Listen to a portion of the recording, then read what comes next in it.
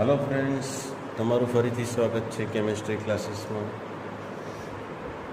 આજે આપણે આ વિડીયોમાં અભ્યાસ કરવા જઈ રહ્યા છીએ ધોરણ 12નું રસાયણ વિજ્ઞાન ચેપ્ટર 5 અને આજે આ વિડીયોમાં આપણે અભ્યાસ કરવાના છે ઉદ્દીપન, બરાબર, કેટાલાઇસિસ। તો તમે આગળ પણ ધોરણ 9થી ભણતા આવ્યા છે કે એક વસ્તુ આપણા પાસે કોઈ પણ પ્રક્રિયા હોય તો એમાં એક પ્રક્રિયામાં વપરાતો હતો ઉદ્દીપક, બરાબર, કે જે પ્રક્રિયાના વેગમાં વધારો કરે તેને આપણે ઉદ્દીપક તરીકે જાણતા હતા। અને તે શું કરે છે, એને કોઈ રાસાયણિક પ્રક્રિયામાં ભાગ પણ નથી લેતો અને એનું જથ્થાત્મક રીતે રચના પણ બદલાતી નથી। તો ઉદ્દીપન કોને કહેવાય? તો આપણે સિમ્પલ એક એક્ઝામ્પલ જોઈએ છીએ। પોટેશિયમ ક્લોરેટ છે, KClO3, બરાબર। પોટેશિયમ ક્લોરેટ એની પ્રક્રિયા, એનું વિઘટન થાય છે, એને ગરમ કરતાં એનું વિઘટન થાય છે અને આપણને મળે છે KCl અને O2, પાણી, અને આપણે ઓક્સિજન। સમીકરણ બેલેન્સ કરી દઈએ તો પોટેશિયમ ક્લોરેટનું આપણું જ્યારે પણ વિઘટન થાય છે ત્યારે KCl અને O2 મળે છે। તો આના માટે આપણને તાપમાનની જે જરૂર છે 653થી 873 કેલ્વિનની આસપાસ, બરાબર। તો પોટેશિયમ ક્લોરેટના વિઘટન માટે આટલા તાપમાનની જરૂર પડે છે। પણ હવે આપણે શું કરીએ કે આ જ વિઘટન પ્રક્રિયામાં પોટેશિયમ ક્લોરેટ છે, એની વિઘટનની પ્રક્રિયા છે, તો એમાં જ આપણે કોઈ પદાર્થ ઉમેરી દઈએ MnO2, બરાબર, નિપજ આપણને સેમ મળવાની છે। તો આમાં શું થાય છે કે જ્યારે પણ આપણે પોટેશિયમ ક્લોરેટના વિઘટનની પ્રક્રિયામાં મેંગેનીઝ ડાયોક્સાઇડ ઉમેરીએ છીએ તો પહેલાં જેટલું તાપમાન જરૂરી હતું 653થી 873 કેલ્વિન સુધી, તો હાલમાં એ ઘટીને કેટલું થઈ જશે 473થી 633 કેલ્વિનની આસપાસ। તો હવે આ પ્રક્રિયામાં થયું શું કે કોઈ એવા પદાર્થો એ પ્રક્રિયામાં ઉમેરી દેવામાં આવે છે તો પ્રક્રિયા શું થઈ, ઓછા તાપમાને થઈ ગઈ, એટલે તાપમાન આપણે ઓછું આપવું પડશે, એટલે થોડીક સરળતા થઈ ગઈ। એટલે એવી પ્રક્રિયાઓમાં એવા પદાર્થો ઉમેરવામાં આવે કે જેથી પ્રક્રિયા સરળતાથી થઈ જાય અથવા પ્રક્રિયાના વેગ પર અસર થશે। હવે આપણે આટલું બધું તાપમાન આપવાની જરૂર પડતી નથી, બરાબર, એટલે હવે ઝડપથી ઓછા તાપમાને એનું વિઘટન શક્ય બનશે। તો એવા પદાર્થો કે જે રાસાયણિક પ્રક્રિયાઓના વેગ પર અસર કરે, તો એવા પદાર્થોને આપણે કહીશું ઉદ્દીપક, બરાબર। અહીંયા જે પણ આપણે MnO2 યુઝ કર્યો છે તો એને આપણે શું કહીશું, ઉદ્દીપક। તો આવી પ્રક્રિયાઓનો અભ્યાસ બર્ઝેલિયસ નામના વૈજ્ઞાનિકે કર્યો, બરાબર, કે આપણી કોઈ પણ પ્રક્રિયાઓ છે તો એમના પ્રક્રિયા વેગ પર જે પણ પદાર્થો અસર કરે છે તો એનો અભ્યાસ બર્ઝેલિયસ નામના વૈજ્ઞાનિકે કર્યો, બરાબર। તો આપણા પાસે ઉદ્દીપક છે, તો ઉદ્દીપકની વ્યાખ્યા શું થાય કે કોઈ પણ પદાર્થ હોય કે રાસાયણિક પ્રક્રિયાનો વેગ વધારે અને પોતાની રીતે, બરાબર, ઉદ્દીપક શું કરશે, રાસાયણિક પ્રક્રિયાનો વેગ વધારશે,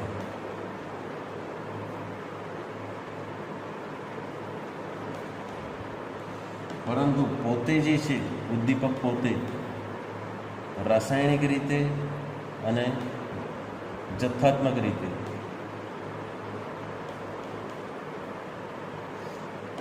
જેવો શરૂઆતમાં લીધો હતો તેવો ને તેવો જ રહે છે.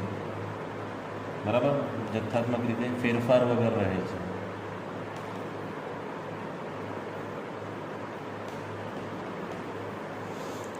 એટલે ઉદ્દીપક પ્રક્રિયાના વેગ વધારે છે ખાલી. બરાબર, કોઈ પણ રાસાયણિક રીતે જોડાતો નથી કે કોઈ પણ આપણા ઉદ્દીપકના સંગઠનમાં, એટલે જે પણ એ રાસાયણિક રીતે રચના ધરાવે છે તો એનામાં પણ કોઈ પણ પ્રકારનો ફેરફાર થતો નથી. બરાબર, અને જેવો આપણે જેમ કે ઉપરની પ્રક્રિયામાં MnO2 યુઝ કર્યો હતો, બરાબર, તો શરૂઆતમાં જેવો MnO2 હશે તો આ વિઘટન પ્રક્રિયા સમાપ્ત થઈ ગયા બાદ પણ આપણને MnO2 તેવો શરૂઆતની અવસ્થા જેવો જ મળશે. એનામાં કોઈ રાસાયણિક ફેરફાર પણ નહીં થશે કે એનો જેટલો જથ્થો લીધો હોય તેનામાં પણ કોઈ પણ ફેરફાર થશે નહીં. અને આવી પ્રક્રિયાઓને ઉદ્દીપન કહેવામાં આવે છે.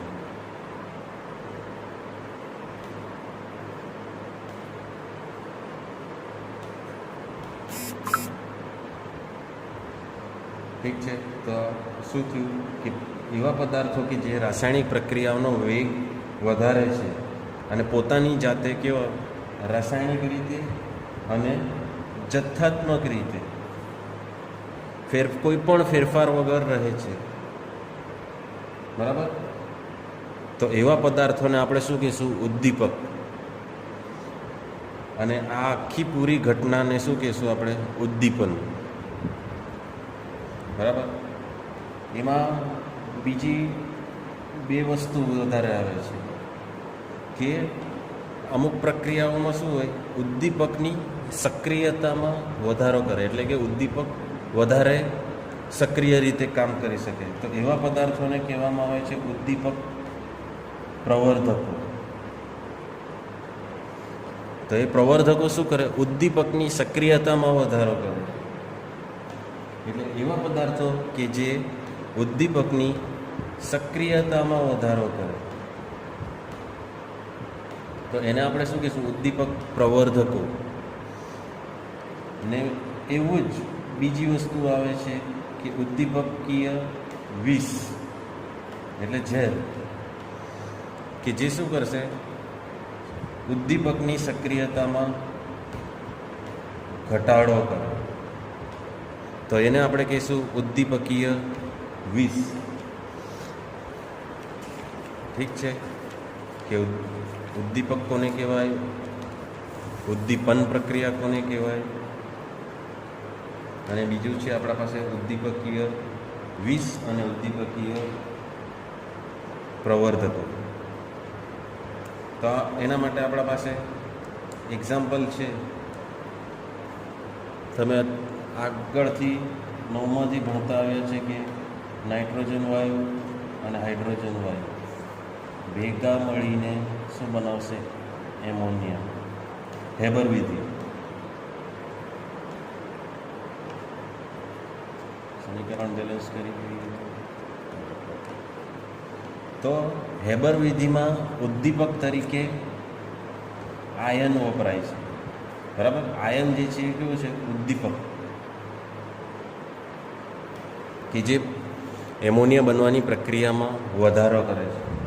હવે એમાં શું ઉમેરવામાં આવે છે કે એમાં જો થોડા પ્રમાણમાં મોલિબ્ડેનમ ઉમેરવામાં આવે, બરાબર, તો એ ઉદ્દીપક પ્રવર્ધક તરીકેનું કામ કરે છે. એટલે કે મોલિબ્ડેનમ અહીંયા શું કરશે?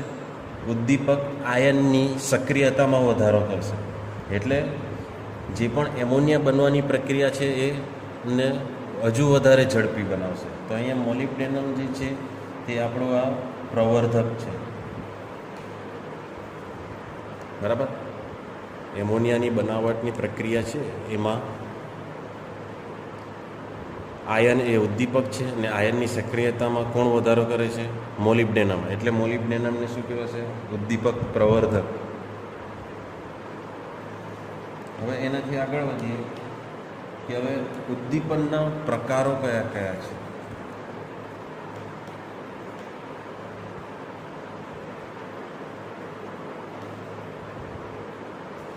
તો ઉદ્દીપનના મુખ્ય બે પ્રકાર છે, સમાંગ ઉદ્દીપન અને વિષમાંગ ઉદ્દીપન. અને બીજું આપણા પાસે છે વિષમાંગ ઉદ્દીપન.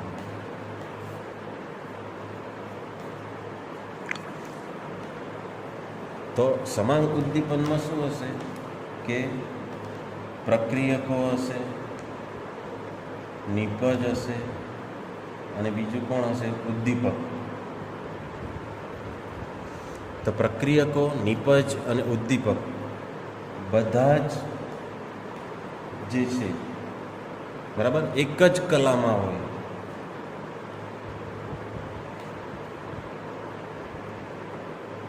તો એને સમાંગ ઉદ્દીપન કહેવામાં આવે. એક જ કલામાં એનો અર્થ શું થાય કે જો આપણા પ્રક્રિયક, નિપજ અને બધા ઉદ્દીપક ત્રણે ત્રણ વાયુ અવસ્થામાં જ હશે, કાં તો ત્રણે ત્રણ ઘન અવસ્થામાં જ હશે, બરાબર, કાં તો ત્રણે ત્રણ પ્રવાહી અવસ્થામાં જ હશે, તો એને શું કહેવાશે? સમાંગ ઉદ્દીપન. તો સમાંગ ઉદ્દીપન કોને કહેવાય કે પ્રક્રિયકો, નિપજો અને ઉદ્દીપકો બધા જ એક જ કલામાં એટલે કે એક જ અવસ્થામાં હશે. બધા જ વાયુ સ્વરૂપમાં જ હશે. કોઈ એવી બીજી પ્રક્રિયા હશે તો એમાં બધા ઘન અવસ્થામાં જ હશે. અમુક એવી પ્રક્રિયાઓ હશે કે જેમાં બધા પ્રવાહી અવસ્થામાં હશે. જ્યારે વિષમાંગ ઉદ્દીપનમાં શું થાય છે કે પ્રક્રિયકો, નિપજો હોય છે, નિપજો હોય છે, ઉદ્દીપકો હોય છે, તો એ બધા એક જ કલામાં હોતા નથી અથવા જુદી જુદી કલામાં હોય છે. એટલે એમાં અમુક પ્રક્રિયકો ઘન અવસ્થામાં હશે, ઉદ્દીપક વાયુ અવસ્થામાં હશે, કાં તો ઉદ્દીપક ઘન અવસ્થામાં હશે, પ્રક્રિયકો પ્રવાહી અવસ્થામાં હશે. તો એને આપણે કહીશું વિષમાંગ ઉદ્દીપન. તો સમાંગ ઉદ્દીપનનું આપણા પાસે બેસ્ટ એક એક્ઝામ્પલ છે.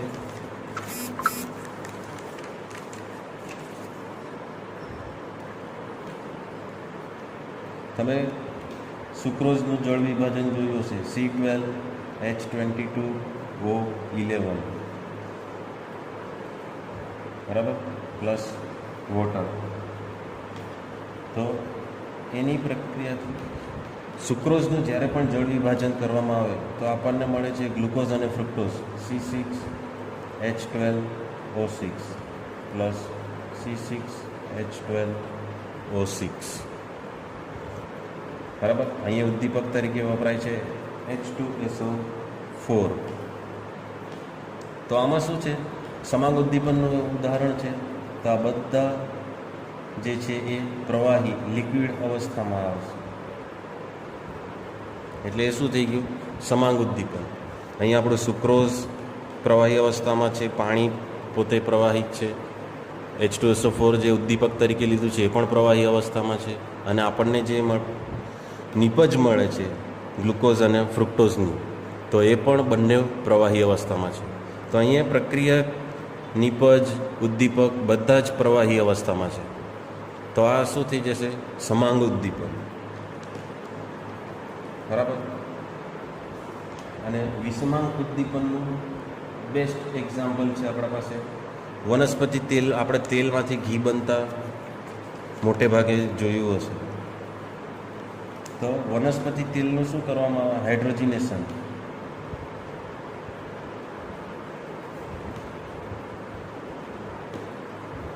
હાઇડ્રોજન વડે.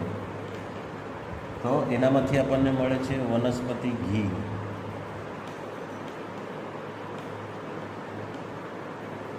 તો હવે આમાં ઉદ્દીપક તરીકે વપરાય છે નિકલ.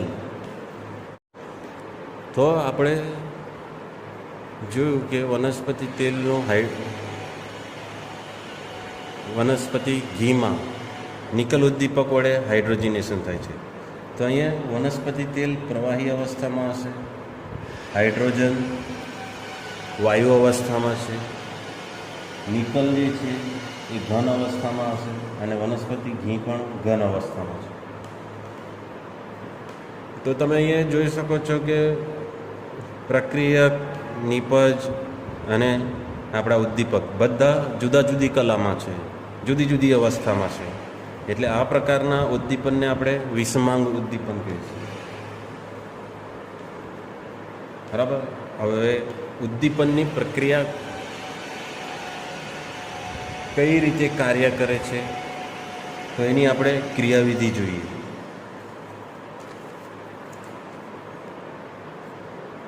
તો એના માટે આપણા પાસે છે મોટે ભાગે પ્રક્રિયાઓ જે થતી હોય છે એ વિષમાંગ ઉદ્દીપન રીતે જ થતી હોય છે. તો આપણે એનું જ ઉદાહરણ જોઈએ. વિષમાંગ ઉદ્દીપન એનો અધિશોષણ સિદ્ધાંત.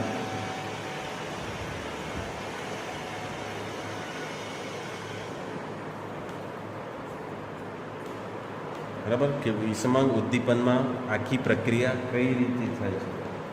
તો એમાં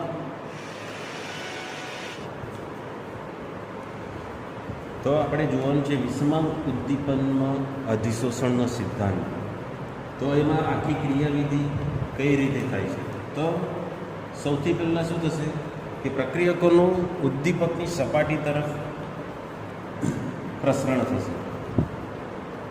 જેટલા પણ પ્રક્રિયકો છે એનું ઉદ્દીપકની સપાટી તરફ પ્રસરણ થશે.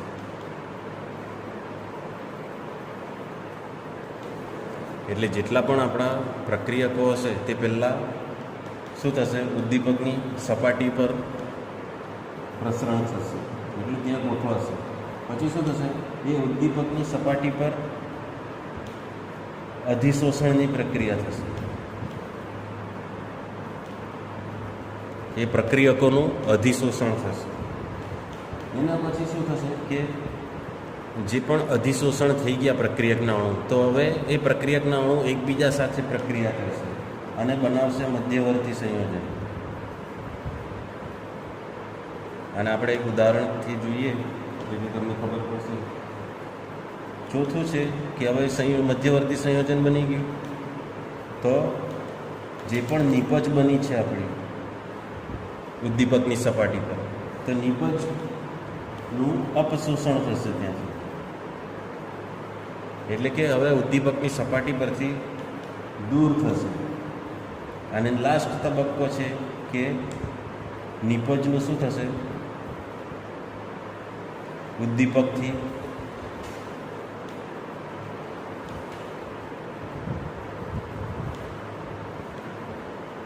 દૂરની તરફ પ્રસરણ થશે.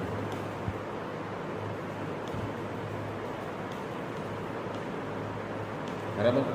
સૌથી પહેલાં શું થશે કે પ્રક્રિયકો જે છે એ ઉદ્દીપકની સપાટી ઉપર આવશે. પછી બીજામાં શું થશે કે એમનું પ્રક્રિયકોનું ઉદ્દીપકની સપાટી ઉપર અધિશોષણ થશે.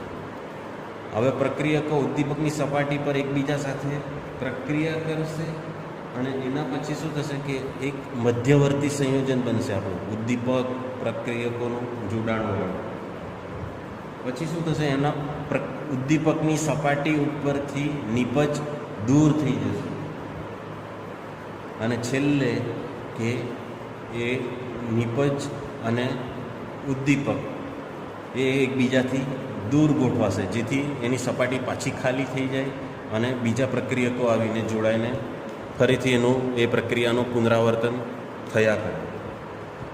તો ધારો કે આપણા પાસે કોઈ બે પ્રક્રિયક છે, એ છે અને બી. આ જે છે એ આપણા પ્રક્રિયક છે અને કોઈ પ્રકારનો આપણા પાસે ઉદ્દીપક છે.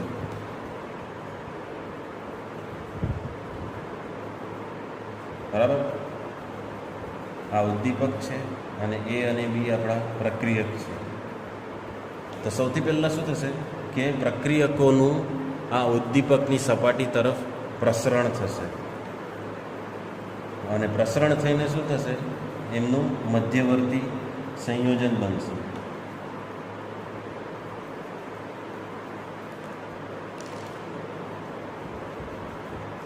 એટલે પ્રક્રિયક ઉદ્દીપકની સપાટી તરફ પ્રસરણ થશે, નજીક જશે. પછી ત્યારબાદ શું થશે કે આ પ્રક્રિયકોનું ઉદ્દીપકની સપાટી પર અધિશોષણ થશે. એટલે પ્રક્રિયક એ અહીં જોડાયો, પ્રક્રિયક બી કોઈક બીજા સ્થાને જોડાશે. હવે એકબીજાની નજીક હોવાથી પારસ્પરિક આંતરક્રિયા કરશે અને કોઈ પ્રકારનું શું બનાવશે, મધ્યવર્તી સંયોજન.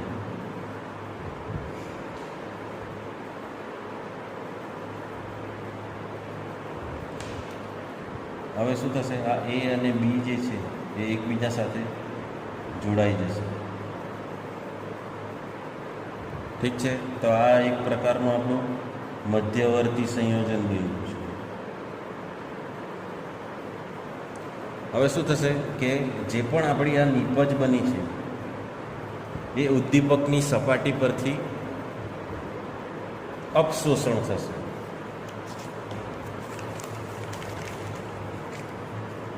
એટલે જુઓ કે આપણા પાસે આ પ્રકારનો ઉદ્દીપક હતો, તો એ ઉદ્દીપક સાથે આપણા પ્રક્રિયકો જોડાઈને મધ્યવર્તી સંયોજન બનાવી દીધું છે.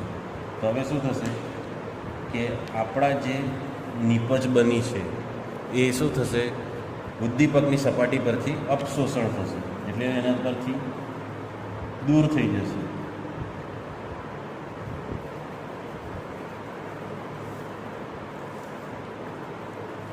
અને આપણને લાસ્ટમાં જે નિપજ બનવાની હતી તે નિપજ મળશે, અને ઉદ્દીપક શરૂઆતમાં જેવો હતો તેવો ને તેવો આપણને પાછળ મળશે. એટલે આ રીતે આખી ક્રિયાવિધિ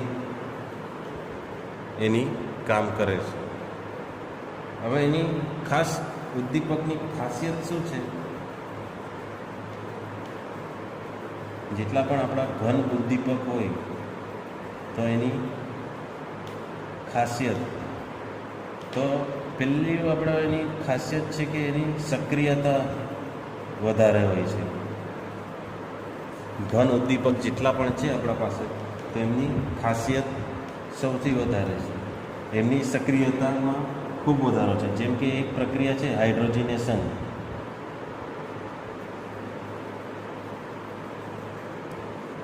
તો હાઇડ્રોજનેશનમાં જે છે તે આપણા તત્વો સમૂહ 5 થી 11 સુધીના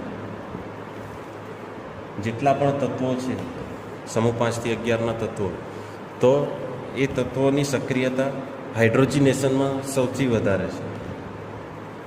તેમાં પણ પાછા સમૂહ 7, 8 અને 9ના તત્વોની સક્રિયતા સૌથી વધુ છે. આપણે માત્ર ખાલી હાઇડ્રોજનેશન માટે વાત કરીએ છીએ. અને બીજી એક ખાસિયત છે વર્ણનાત્મકતા એટલે સિલેક્ટિવિટી. તો વર્ણનાત્મકતા કોને કહેવાય કે કોઈ ખાસ ઉદ્દીપક કોઈ ખાસ નિપજ મેળવવા માટે જ વપરાય છે. બરાબર? જેમ કે આપણા પાસે 2 પ્રક્રિયકો છે, કાર્બન મોનોક્સાઇડ અને હાઇડ્રોજન વાયુ.